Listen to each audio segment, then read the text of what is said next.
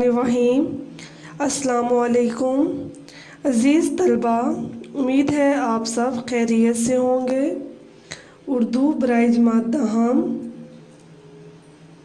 سبق نمبر 2 حصہ نثر مرزا محمد سعید، صفحہ نمبر 13 تا 19۔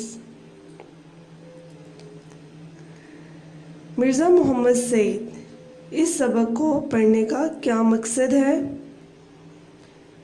دلی کی تہذیب خصوصاً متمول طبقے کی معاشرت سے تعارف کرانا۔ متمول طبقہ، دولت مند طبقہ۔ شاہد احمد دہلوی کی شستہ خالص اور بامحاورہ زبان کی خوبیوں سے طلباء کو روشناس کرانا۔ خاکہ نگاری کے اس نمونے کے ذریعے سے طلباء کو تحریک دینا کہ وہ مزید خاکوں کا مطالعہ کریں۔ طلباء پر واضح کرنا کہ اہل علم حلیم الطبع، نرم طبیعت کے اور وفادار ہوتے ہیں، رکھ رکھاؤ والے۔ طلباء کو علمی مجالس اور اہل دانش کے طور طریقوں سے روشناس کرانا۔ نئے الفاظ اور تراکیب سے واقفیت دلانا۔ خاکہ، جملہ اسمیہ اور جملہ فعلیہ کا تعارف کرانا۔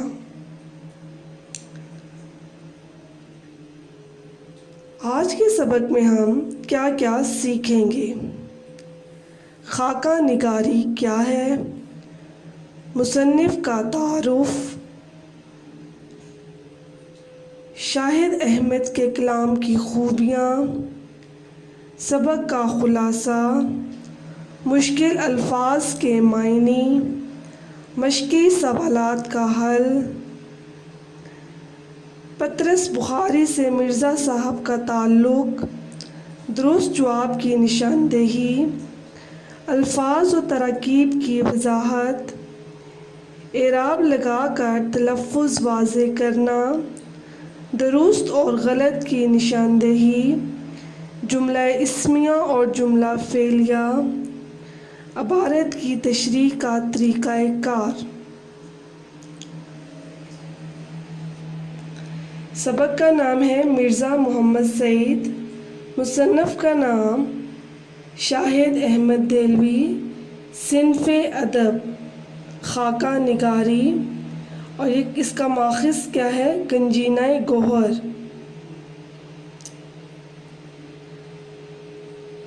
خاکہ نگاری کیا ہے؟ کسی شخص کی زندگی کے کچھ پہلوؤں کو اس طرح نمایاں کرنا کہ اس کا تعارف بھی ہو جائے مگر وہ اس کی سوانح نہ ہوں، خاکہ کہلاتا ہے۔ سوانح کا مطلب ہوتا ہے حالات زندگی۔ سوانح میں پیدائش سے لے کر وفات تک کے حالات کو قلم بند کیا جاتا ہے۔ خاکے میں اس شخص کے افکار و کردار، خوبیوں اور خامیوں پر روشنی ڈالی جاتی ہے۔ اردو میں مولوی عبدالحق، رشید احمد صدیقی، شاہد احمد دہلوی اور محمد طفیل نے عمدہ خاکے لکھے۔ خاکے کو اس طرح بیان کیا جاتا ہے کہ اس شخص کے افکار و کردار، خوبیوں اور خامیاں ان پر روشنی ڈالی جاتی ہے، لیکن سوانح میں زندگی کے حالات لکھے جاتے ہیں اور اس کے لیے ایک کتاب کی ضرورت ہوتی ہے۔ لیکن یہاں چند صفحات پر مشتمل سبق میں کسی شخص کے افکار و کردار، خوبیوں اور خامیوں پر روشنی ڈالی جائے، اسے خاکہ کہتے ہیں۔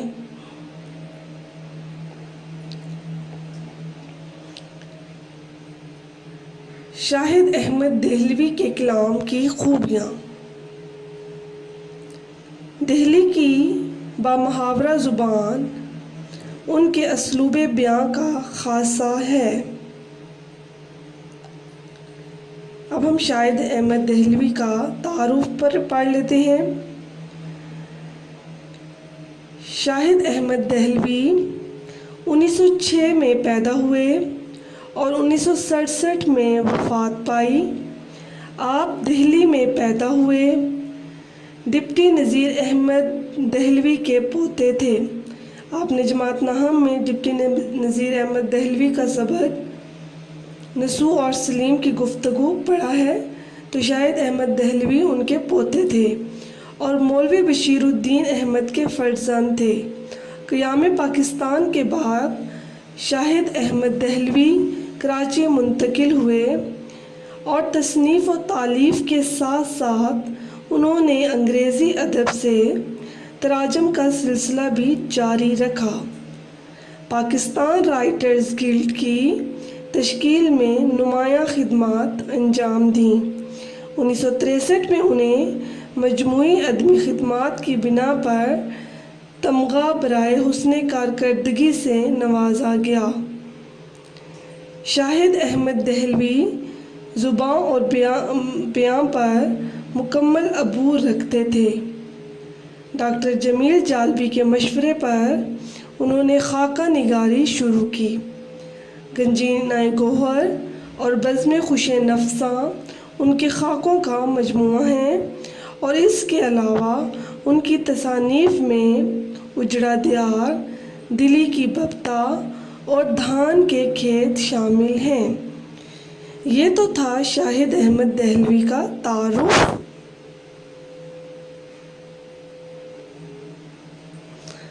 پیارے طلباء، اب ہم سبق کی بلند خوانی کریں گے، ایک ایک صفحے کی بلند خوانی کریں گے۔ آپ کے ہاتھ میں پینسل موجود ہونی چاہیے۔ خاص الفاظ کے معنی آپ اپنی کتابوں پر لکھ لیں۔ سب سے پہلے صفحہ نمبر 13 پر موجود خاص الفاظ کے معنی میں آپ کو بتا دیتی ہوں۔ سانحہ ارتحال، مرنے کی بدخبر۔ شعار کا مطلب ہوتا ہے طریقہ۔ عدم موجودگی، غیر موجودگی۔ تسکین، تسلی، دلاسا۔ گھاؤ، زخم۔ اب ہم سبق کی بلند خوانی کرتے ہیں۔ سب سے پہلے ہم صفحہ نمبر 13 کی بلند خوانی کرتے ہیں۔ صبح اخباروں میں یہ خبر پڑھ کر دل دھک سے رہ گیا کہ پروفیسر مرزا محمد سعید کا آج سوئم ہے۔ خاموش زندگی، خاموش موت۔ مرزا صاحب کی علالت مزاج یا مرض الموت کی اطلاع اس سے پہلے کہیں نہیں ملی۔ حد یہ کہ پرسوں وہ رحلت فرما گئے، انتقال پا گئے، اور ان کے سینکڑوں دوستوں اور قدردانوں کو اس سانحہ ارتحال کی خبر تک نہ ہوئی۔ افسوس، اتنا بڑا صاحب کمال ہم میں سے اٹھ جائے اور اس کی سنونی مرنے کی خبر ہم تک نہ پہنچے۔ کتنے بے خبر ہیں ہم لوگ۔ زندہ قوموں کا یہ شعار نہیں ہوتا کہ اپنے اہل کمال سے غافل ہو جائیں۔ ایسی غفلت مجرمانہ ہوتی ہے۔ شاید یہ ہماری غفلت ہی کی سزا ہے کہ مرزا صاحب کو یوں ایک ہم سے چھین لیا گیا، ایک دم اچانک سے۔ عالم کی موت ہوتی ہے۔ عالم اہل علم اور عالم جہاں دنیا۔ ابھی ہم کو اس کا اندازہ نہیں ہو سکتا کہ مرزا صاحب کے رخصت ہو جانے سے ہمارا کتنا بڑا نقصان ہو گیا ہے۔ اب ان کی عدم موجودگی رہ کر ہمیں ان کی یاد دلائے گی، اور وقت کے ساتھ ان کی جدائی کا گھاؤ بڑھتا چلا جائے گا۔ مرزا صاحب بہت ہی خاموش کام کرنے والوں میں تھے، یعنی اتنے خاموش کہ خود ان کے زمانے کے اکثر لوگ بھی ان کے علمی اور ادبی کارناموں سے واقف نہیں تھے۔ دراصل خود مرزا صاحب شہرت سے گھبراتے تھے اور پبلک پلیٹ فارم پر آنا پسند نہیں کرتے تھے۔ کام کرتے تھے ستائش کی تمنا اور صلے کی پرواہ سے بے نیاز ہو کر۔ کام کرتے تھے اپنی تسکین کے لیے۔ کام کرتے تھے اس لیے کہ انہیں کام کرنا ہوتا تھا۔ فرمائشی کام انہوں نے ساری عمر نہیں کیے۔ انہوں نے اب سے 55 سال پہلے سر عبدالقادر کے رسالے مخزن میں مضامین لکھے، مگر شیخ صاحب کی فرمائش پر نہیں بلکہ جب خود ان کا جی لکھنے کو چاہے۔ پیارے طلبہ، شیخ عبدالقادر کون تھے؟ شیخ عبدالقادر معروف ادیب اور علامہ اقبال کے گہرے دوست تھے۔ اگلے صفحے پر آ جائیں، صفحہ نمبر 14 پر کیا بتایا جا رہا ہے مرزا صاحب کے متعلق؟ مرزا صاحب کسی کو خوش کرنے کے لیے نہیں لکھتے تھے۔ مرزا صاحب پیسے کمانے کے لیے نہیں لکھتے تھے، بلکہ پیسوں کے ذکر پر وہ چڑ جاتے تھے اور انہیں منانا مشکل ہو جاتا تھا۔ لاہور کے اکثر پبلشر مرزا صاحب سے کتابیں لکھوانا چاہتے تھے اور انہیں زیادہ قیمت دینا چاہتے تھے، لیکن مرزا صاحب نے انہیں ایک لفظ بھی لکھ کر نہیں دیا، اور جب اپنا پہلا ناول یاسمین لکھا تو اپنے شاگرد پبلشر کو بے مزد دے دیا، بغیر کسی قیمت کے دے دیا۔ اس کے کچھ عرصے بعد دوسرا ناول خواب ہستی لکھا، اسے بھی بغیر کچھ دیے چھپوا دیا۔ کہ مرزا صاحب جو بھی کام کرتے تھے وہ پیسے کی غرض سے نہیں کرتے تھے، بلکہ بغیر پیسے کے وہ ناول لکھ دیا کرتے تھے۔ ایک پبلشر صاحب لاہور سے دلی محض اس غرض سے آئے تھے کہ مرزا صاحب سے ناول لکھوائیں گے۔ میں نے انہیں سمجھایا کہ مرزا صاحب نہیں لکھیں گے، مگر وہ بڑے بڑے مصنفوں کو خرید چکے تھے، نہ مانے، بولے ہم انہیں ایک ناول کا 1000 روپیہ دیں گے تو وہ کیوں نہیں لکھیں گے۔ یہ وہ زمانہ تھا کہ 200-250 روپے میں اچھا خاصا ناول پبلشر کو مل جاتا تھا۔ چنانچہ مجھے اپنے ساتھ لے کر مرزا صاحب کی خدمت میں حاضر ہوئے۔ میں نے تعارف کرایا، مرزا صاحب کا ماتھا ٹھنکا۔ پبلشر صاحب نے چھوٹتے ہی ناول لکھنے کی فرمائش کی۔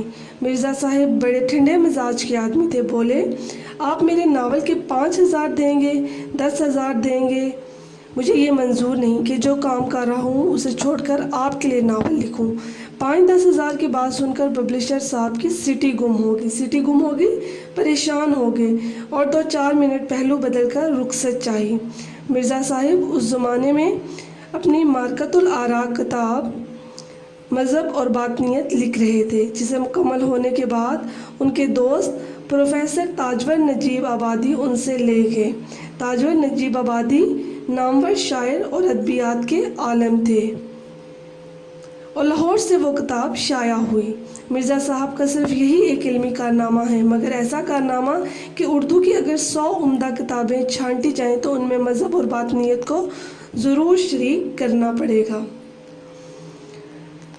مرزا صاحب دلی کے شرفاء کے ایک متمول خاندان، دولت مند خاندان، مالدار خاندان کے چشم و چراغ تھے۔ چشم و چراغ عزیز بڑا بیٹا تراہا 3 راستے، بیرم خان سے آگے بڑھ کر ایک راستہ سیدھے ہاتھ کو مڑ جاتا ہے، اسی کے نکڑ پر کونے پر مرزا صاحب کا آبائی مکان تھا۔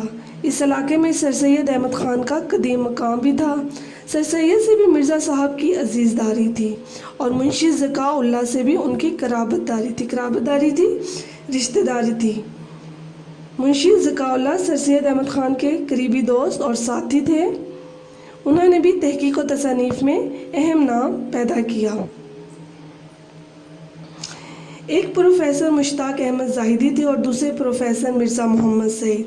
مرزا صاحب کالج میں تعلیم حاصل کی۔ ان کے استادوں میں علامہ اقبال بھی شامل تھے، جن سے ان کے مخلصانہ تعلقات آخری دم تک قائم رہے۔ انگریزی ادبیات میں ایم اے کی سند لینے کے بعد مرزا صاحب نے 1906 میں 2 سال علی گڑھ میں پڑھایا۔ اس کے بعد گورنمنٹ کالج لاہور ہی میں انگریزی کے پروفیسر ہو گئے۔ پنجاب کے بیشتر اعلیٰ عہدیدار مرزا صاحب کے شاگرد تھے۔ پطرس اور تاج نے بھی پطرس کون تھے؟ پطرس بخاری اردو کے معروف اور بلند پایہ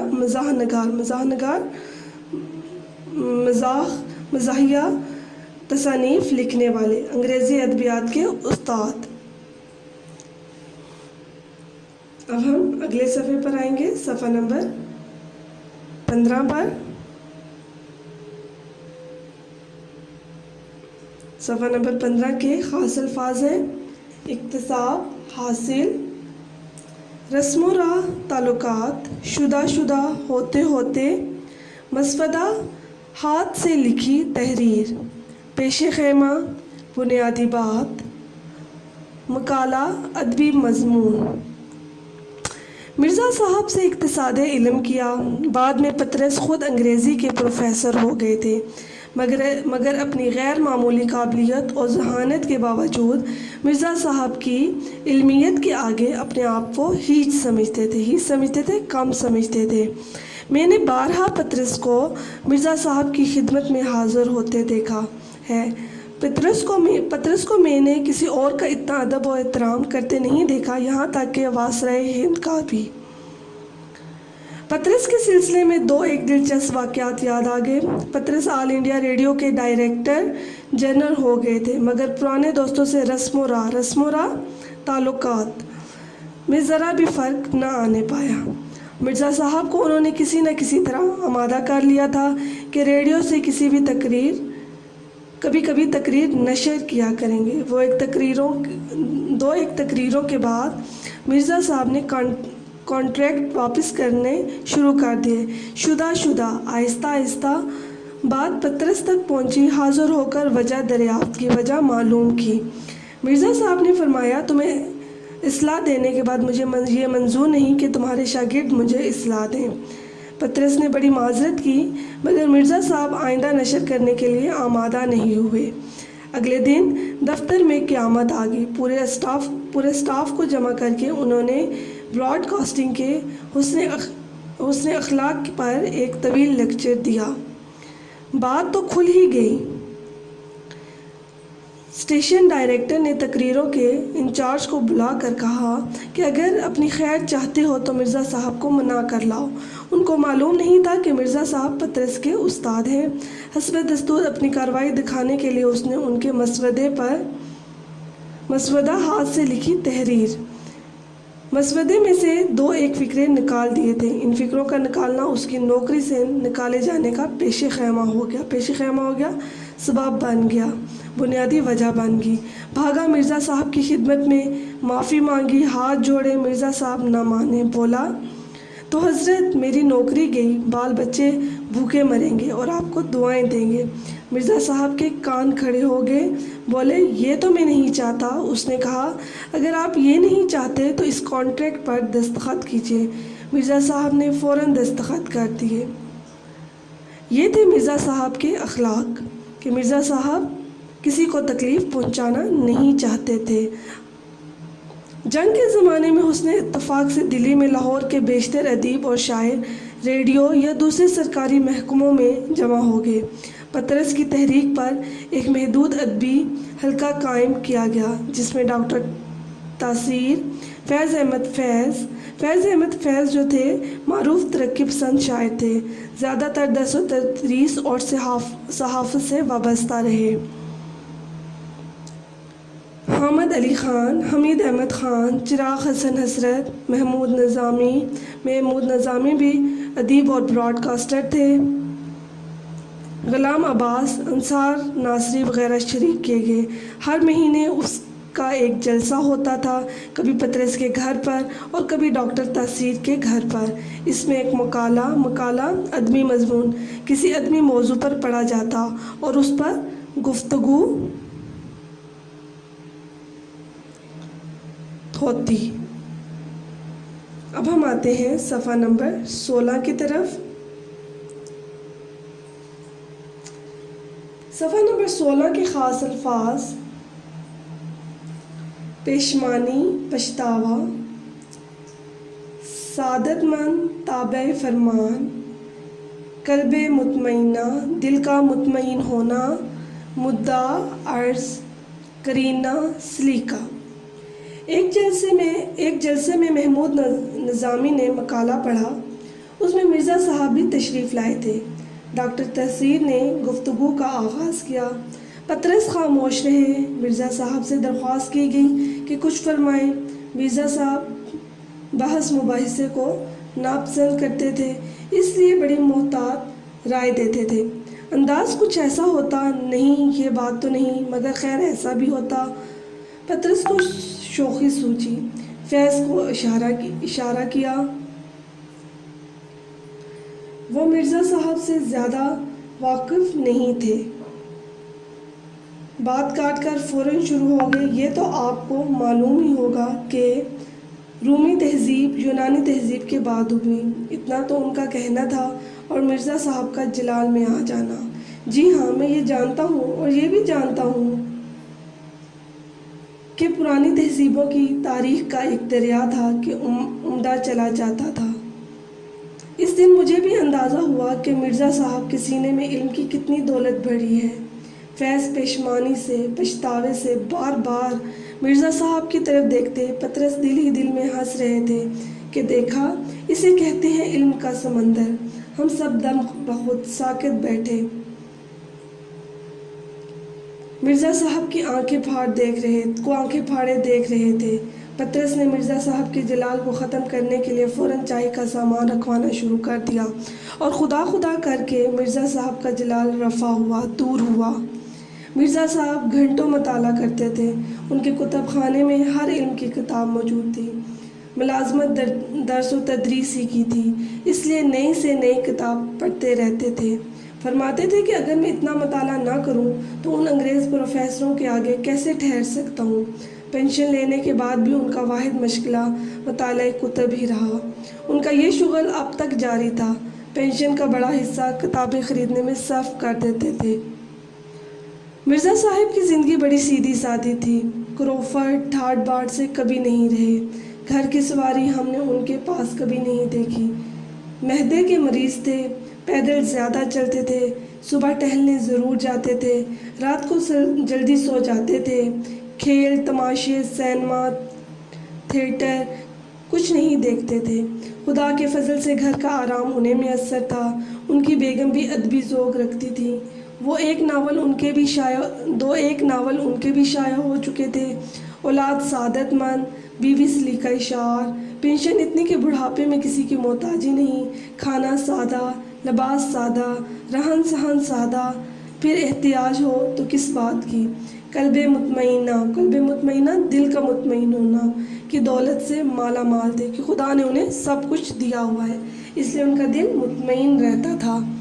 ریڈیو پاکستان کراچی سے 16 سال پہلے ایک پروگرام دانش کدا شروع کیا گیا، جس میں 4 دانشور بلائے جاتے تھے۔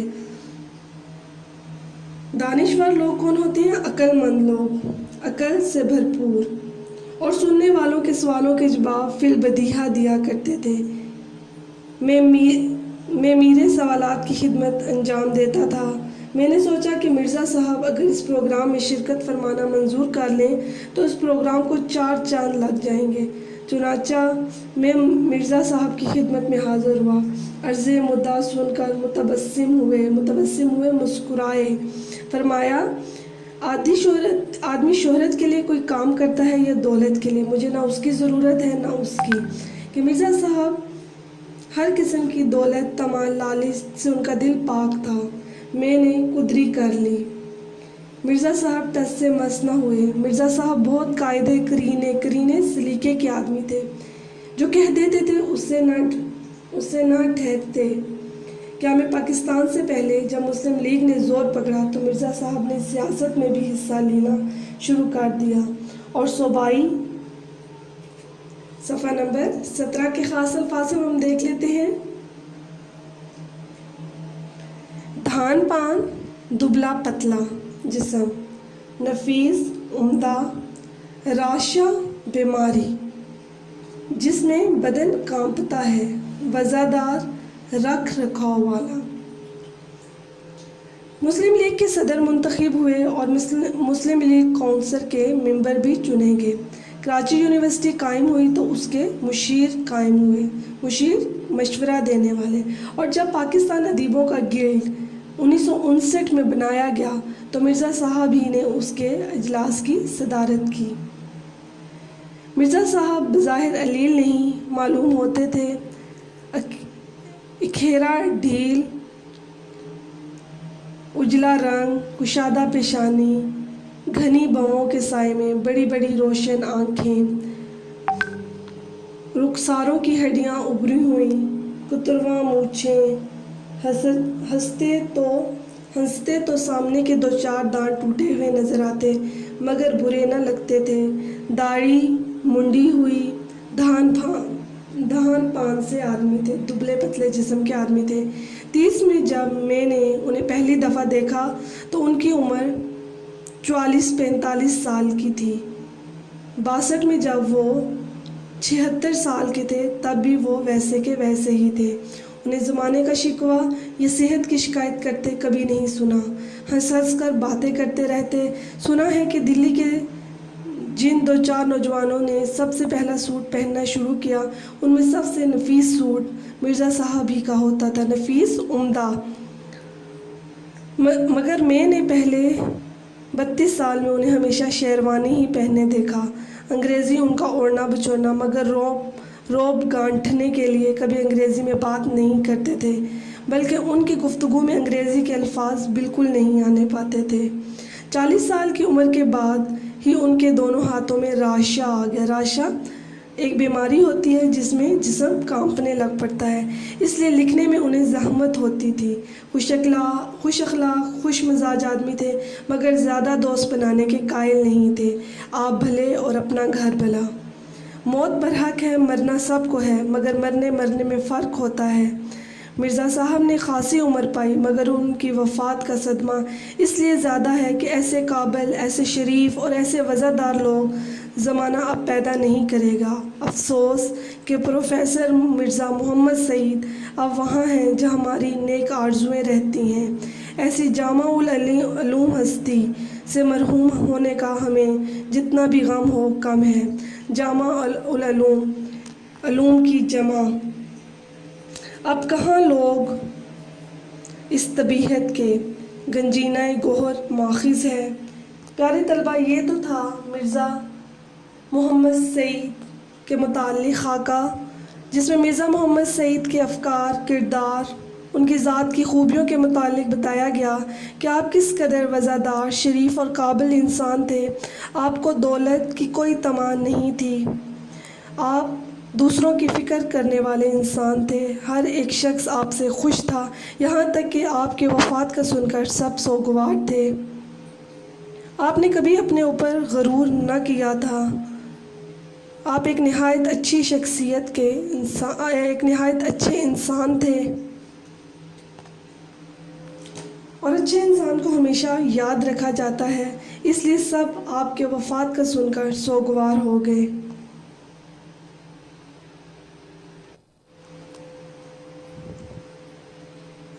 اب ہم آتے ہیں مشقی سوالات کے حل کی طرف۔ درج ذیل سوالات کے مختصراً جواب تحریر کیجیے۔ الف، مرزا محمد سعید کس لیے لکھتے تھے؟ جواب، مرزا محمد سعید ہمیشہ ذاتی تسکین کے لیے لکھتے تھے۔ کام اس لیے کرتے تھے کہ انہیں کام کرنا ہوتا تھا، اپنے کام کے بدلے انہیں کسی ستائش یا صلے کی تمنا نہیں ہوتی تھی۔ انہوں نے فرمائشی کام ساری عمر نہ کیا۔ ب، لاہور کے پبلشر کے ساتھ مرزا صاحب کا رویہ کیسا تھا؟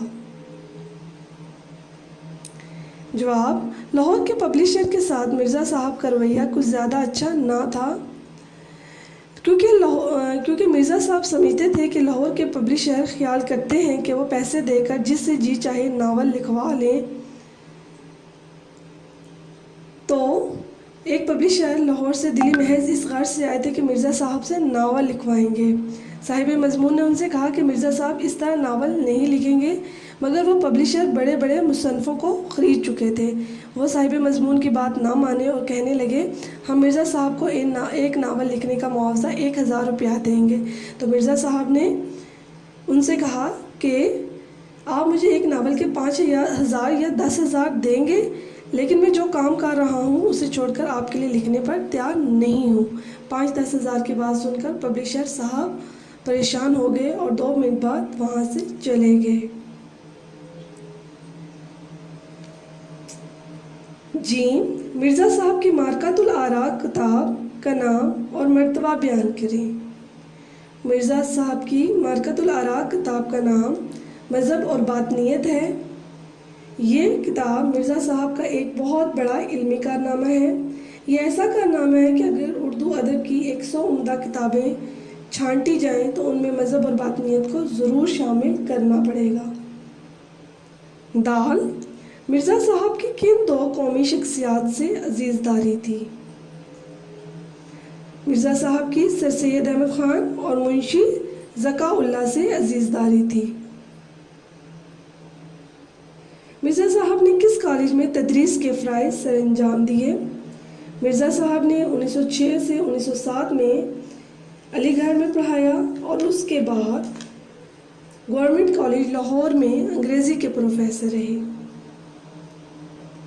مرزا صاحب کا سب سے بڑا مشغلہ کیا تھا؟ مرزا صاحب کا سب سے بڑا مشغلہ مطالعہ کتب تھا کہ آپ کو کتابیں پڑھنا بہت زیادہ پسند تھا۔ مصنف کے پروگرام دانش کدہ میں شرکت کی درخواست پر مرزا صاحب نے کیا جواب دیا؟ ریڈیو پاکستان کراچی سے ایک پروگرام دانش کدہ شروع کیا گیا۔ شاہد احمد دہلوی میر سوالات تھے۔ اس نے مرزا صاحب سے پروگرام میں شرکت کے لیے کہا تو مرزا صاحب نے مسکراتے ہوئے جواب دیا، آدمی شہرت کے لیے کوئی کام کرتا ہے یا دولت کے لیے؟ مجھے نہ اس کی ضرورت ہے نہ اس کی ضرورت ہے۔ مصنف نے بہت اصرار کیا مگر مرزا صاحب ٹس سے مس نہ ہوئے۔ مرزا محمد سعید کا حلیہ بیان کریں۔ مرزا صاحب بظاہر علیل معلوم نہیں ہوتے تھے۔ کھیرا ڈیل، اجلا رنگ، کشادہ پیشانی، گھنی بھووں کے سائے میں بڑی بڑی روشن آنکھیں، رخساروں کی ہڈیاں ابھری ہوئیں، کترواں مونچھیں، ہنستے تو سامنے کے 2-4 دانت ٹوٹے ہوئے نظر آتے مگر برے نہ لگتے تھے۔ داڑھی منڈی ہوئی، دھان پھان سے آدمی تھے۔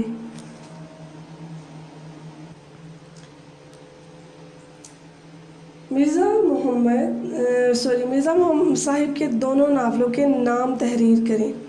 مرزا صاحب نے 2 ناول لکھے جن کے نام یاسمین اور خواب ہستی ہیں۔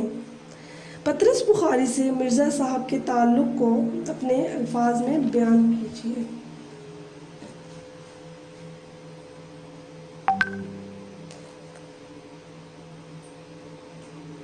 جی ہاں، اب ہم پطرس بخاری کا مرزا صاحب سے کیا تعلق تھا وہ جان لیتے ہیں۔ پطرس بخاری مرزا صاحب کے شاگرد تھے۔ انہوں نے مرزا صاحب سے اکتساب علم کیا۔ بعد میں پطرس بخاری خود بھی انگریزی کے پروفیسر ہو گئے۔ وہ اپنی غیر معمولی قابلیت اور ذہانت کے باوجود مرزا صاحب کی علمیت کے آگے اپنے آپ کو ہیچ سمجھتے تھے۔ مصنف کہتا ہے کہ میں نے بارہا پطرس بخاری کو مرزا صاحب کی خدمت میں حاضر ہوتے دیکھا۔ پطرس بخاری آل انڈیا ریڈیو کے ڈائریکٹر جنرل ہو گئے تھے۔ پطرس بخاری جتنا زیادہ احترام مرزا صاحب کا کرتے تھے اتنا اور کسی کا نہیں کرتے تھے، یہاں تک کہ وائسرائے ہند کا بھی اتنا احترام نہیں کرتے تھے جتنا مرزا صاحب کا کرتے تھے۔ مرزا صاحب بھی پطرس بخاری سے بہت انس رکھتے تھے۔ مرزا صاحب پطرس بخاری کے استاد تھے۔ سوال نمبر 3، عالم کی موت ہوتی ہے، اس جملے کی وضاحت کریں۔ یہ آپ نے مرزا محمد سعید کے پہلے سفر پر پڑھا ہے کہ عالم کی موت ہوتی ہے۔ عالم کا مطلب ہوتا ہے علم والا، جبکہ عالم کا مطلب ہوتا ہے دنیا جہاں۔ دونوں لفظ بظاہر ایک سے ہیں لیکن مطلب جدا جدا ہیں۔ کہنے کا مطلب یہ ہے کہ اگر کسی عالم یعنی کسی اہل علم کی موت واقع ہو جائے تو یہ ایک عالم پورے دور کی موت ہوتی ہے۔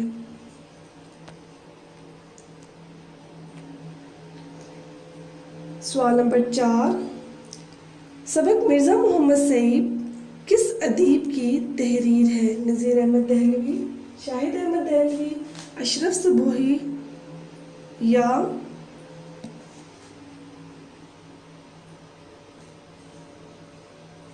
صبوحی یا مولوی عبدالحق؟ جی ہاں، یہ شاہد احمد دہلوی کی تصنیف ہے۔ مرزا محمد سعید کے بقول انسان کس کے لیے کام کرتا ہے؟ شہرت کے لیے، دولت کے لیے، عزت اور وقار کے لیے یا شہرت اور دولت کے لیے؟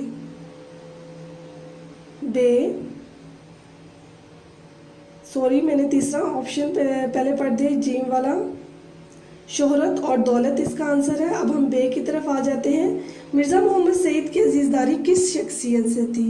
سر سید احمد خان، شیخ عبدالقادر، شاہد احمد دہلوی یا مشتاق احمد زاہدی؟ سر سید احمد خان سے تھی۔ دال، مرزا محمد سعید نے گورنمنٹ کالج لاہور سے کون سی سند لی تھی؟ بی اے کی، ایم اے تاریخ، ایم اے انگریزی ادب یا ایم اے اردو ادب؟ ایم اے انگریزی ادب ہے۔ محمود نظامی کے مقالے کے بعد مرزا محمد سعید پر کس نے تنقید کی؟ ڈاکٹر تاثیر، پطرس بخاری، فیض احمد فیض یا حمید احمد خان نے؟ جی فیض احمد فیض نے۔ پروگرام دانش کدہ میں کتنے دانشور بلائے جاتے تھے؟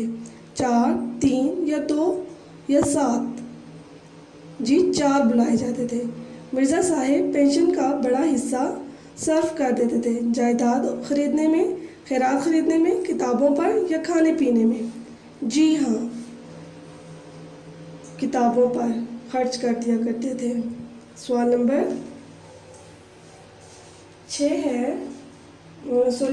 5 ہے، درج ذیل الفاظ و تراکیب کی وضاحت جملوں میں استعمال کے ذریعے کیجیے۔ سانحہ ارتحال، سنونی، ایکا ایکی، بے مزد، متمول، قرابت داری، ہیچ سمجھنا، شدہ، کروفر، قلب مطمئنہ، عرض مدعا، متبسم، رائشہ، جامع العلوم۔ پیارے طلبہ، ان الفاظ کو اپنے جملوں میں استعمال کرنا ہے۔ جملے مکمل ہوں، واضح ہوں اور درست املا کا استعمال کیا گیا ہو۔ سلائیڈ میں آپ کو ان الفاظ کے معنی بھی دکھائی دے رہے ہیں۔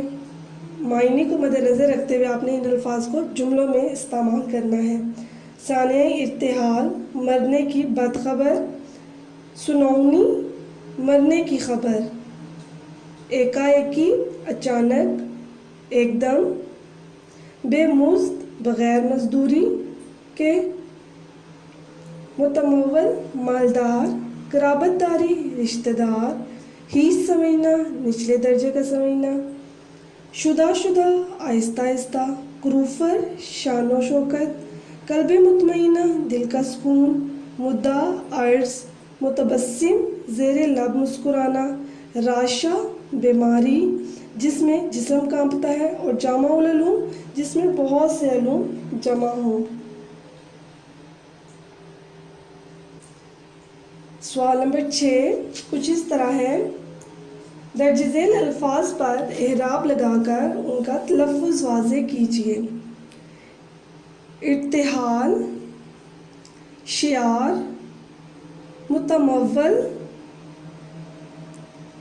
ساکت، مباحثے، متبسم، قدری، راشہ۔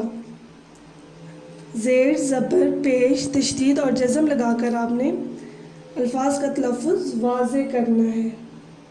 سوال نمبر 7 سبق مرزا محمد سعید کا متن ذہن میں رکھ کر درست یا غلط پر نشان لگائیں۔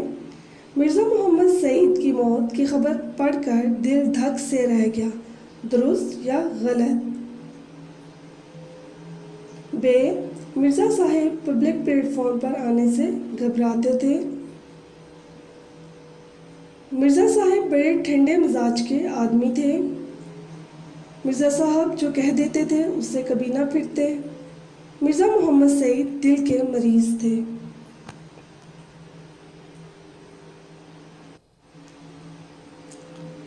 جملہ اسمیہ اور جملہ فعلیہ۔ سب سے پہلے یہ جاننا ضروری ہے کہ جملہ کیا ہے۔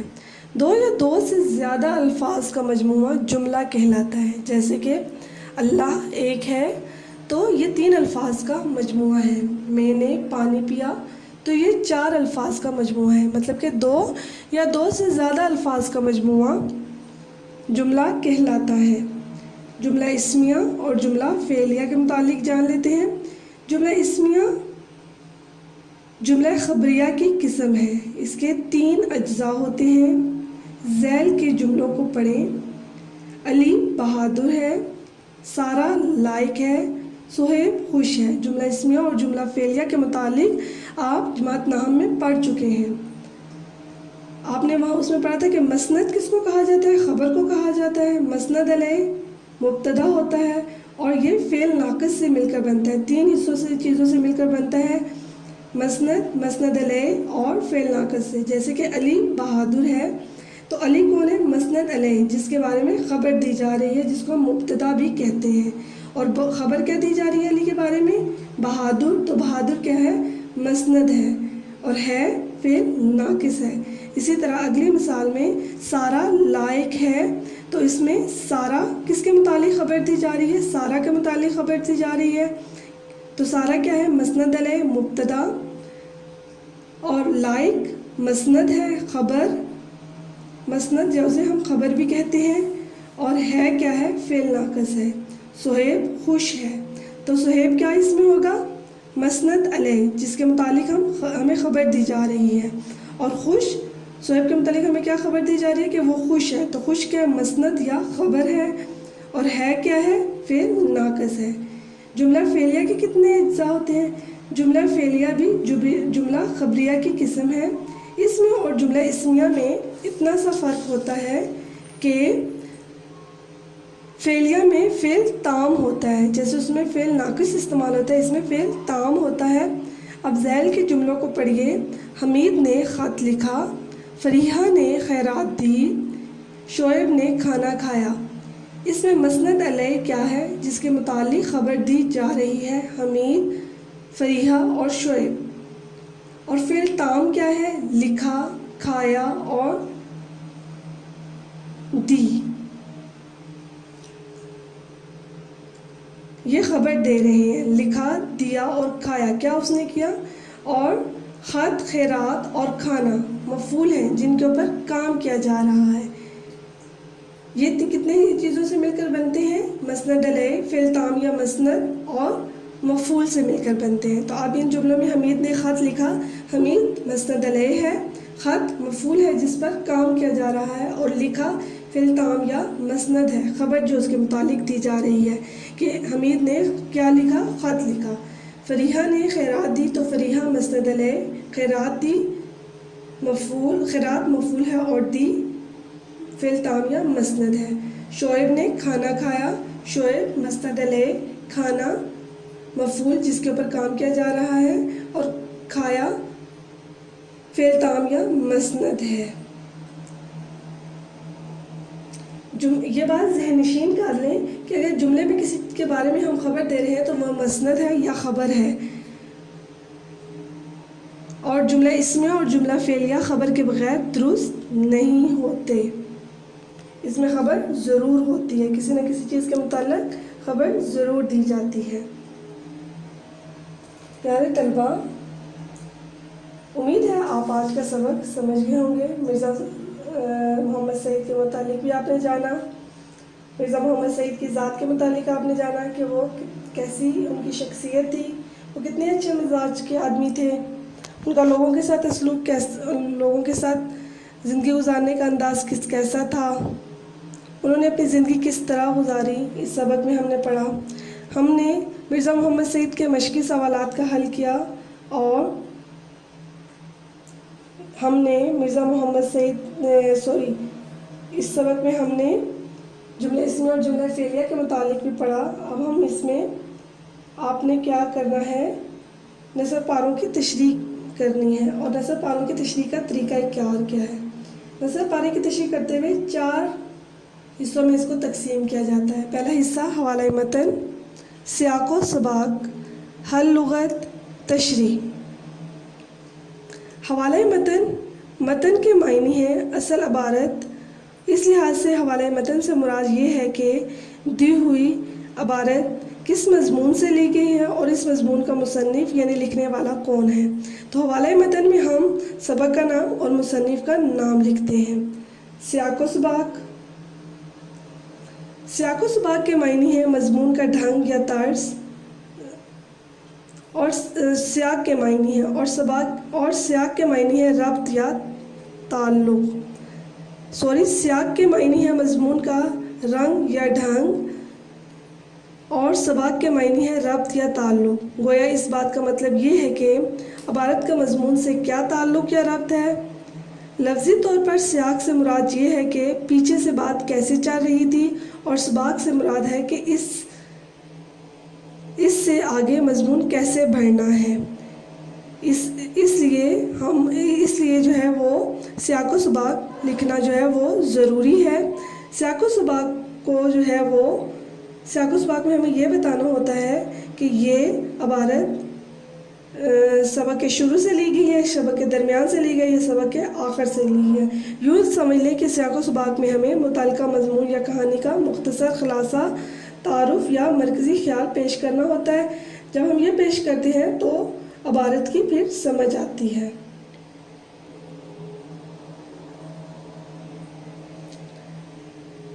ہر لغت میں عبارت میں جو مشکل الفاظ آتے ہیں اس کے معنی بتائے جاتے ہیں اور اس کی تشریح کرنی ہوتی ہے۔ خط کشیدہ الفاظ دیے جاتے ہیں، خط کشیدہ الفاظ جن کے نیچے لائن لگی ہوتی ہے، ان کے معنی ہم نے اس میں لکھنے ہوتے ہیں، اور تشریح یہ سب سے اہم حصہ ہوتا ہے، بلکہ اسے ہی اصل حصہ سمجھنا چاہیے۔ اس میں مضمون کی روشنی میں دی ہوئی عبارت کو آسان الفاظ میں پیش کرنا ہوتا ہے اور اس کی تشریح اور وضاحت کرنی ہوتی ہے۔ عبارت میں اگر کسی تعلیمی یا تاریخی واقعے کی طرف اشارہ ہے تو اس کی وضاحت کریں۔ عبارت کے مفہوم کے مطلب کی مناسبت سے ہم مضمون میں قرآنی آیات، احادیث اور شعر یا کسی تاریخی واقعے یا تجربے کا حوالہ بھی دے سکتے ہیں۔ یہ تو تھا تشریح کا طریقہ کار کہ حوالے متن میں ہم مصنف اور سبق کا نام بتاتے ہیں۔ سیاق و سباق میں کہ سبق میں کہ شروع میں کیا بتایا گیا ہے، عبارت سے پہلے کیا بتایا گیا اور عبارت سے آگے سبق کس طرح چلے گا، سیاق و سباق کہلاتا ہے۔ ہر لغت میں ہم مشکل الفاظ کے معنی کرتے ہیں، اور تشریح میں جو ہے عبارت دی جاتی ہے ہم اس کو آسان الفاظ میں اس کی وضاحت کرتے ہیں، اور اگر اس میں کسی آیت کا حوالہ دینا ہو یا کسی حدیث کا حوالہ یا کسی شعر کا حوالہ دینا ہو تو ہم وہ دے سکتے ہیں۔ آپ کو یہاں پر ایک عبارت دی گئی ہے جس کی آپ نے تشریح کرنی ہے۔ مرزا صاحب دلی کے شرفا کے ایک متمول خاندان کے چشم و چراغ تھے۔ تراہا بیرم خان سے آگے بڑھ کر ایک راستہ سیدھے ہاتھ کو مڑ جاتا ہے، اسی کے نکڑ پر مرزا صاحب کا آبائی مکان تھا۔ اسی علاقے میں سر سید احمد خان کا قدیم مقام بھی تھا۔ سر سید سے بھی مرزا صاحب کی عزیزداری تھی اور منشی ذکاء اللہ سے بھی ان کی قرابت داری ہو گئی۔ 50-60 سال پہلے دلی کے مسلمان شرفا میں انگریزی تعلیم کو اچھی نظروں سے نہیں دیکھا جاتا تھا، مگر سر سید نے مسلمانوں کے اس غلط نظریے کی بہت کچھ اصلاح کر دی۔ اسی زمانے میں دلی کے 2 نوجوانوں نے اعلیٰ تعلیم حاصل کر کے علمی حلقوں میں نمود حاصل کیا، شہرت حاصل کی۔ ایک پروفیسر مشتاق احمد زاہدی تھے اور دوسرے پروفیسر مرزا محمد سعید۔ پیارے طلبہ، اس عبارت کی آپ نے تشریح کرنی ہے۔ عبارت کی تشریح آپ لوگ پچھلی جماعت نحام میں بھی کر چکے ہیں اور اسے پچھلی جماعتوں میں بھی کرتے آئے ہیں۔ نہایت خوش اسلوبی کے ساتھ آپ نے اپنا کام مکمل کرنا ہے۔ امید ہے آپ سب سمجھ گئے ہوں گے۔ گھر کا کام ہے آپ کا، سبق کی بلند خوانی آپ نے کرنی ہے۔ سوال نمبر 1، 2، 3 اور 5 آپ نے کاپی پر حل کرنا ہے۔ باقی سوالات آپ نے اپنی کتاب پر حل کرنے ہیں۔ پڑھایا گیا سبق آپ نے یاد کرنا ہے اور اس کے لکھ کر مشق کرنی ہے۔ امید ہے آپ سب سمجھ گئے ہوں گے۔ اگر آپ کو پھر بھی کوئی دقت درپیش ہو تو آپ مجھ سے دوبارہ پوچھ سکتے ہیں۔ شکریہ۔ خدا آپ کا حامی و ناصر ہو۔ اللہ حافظ۔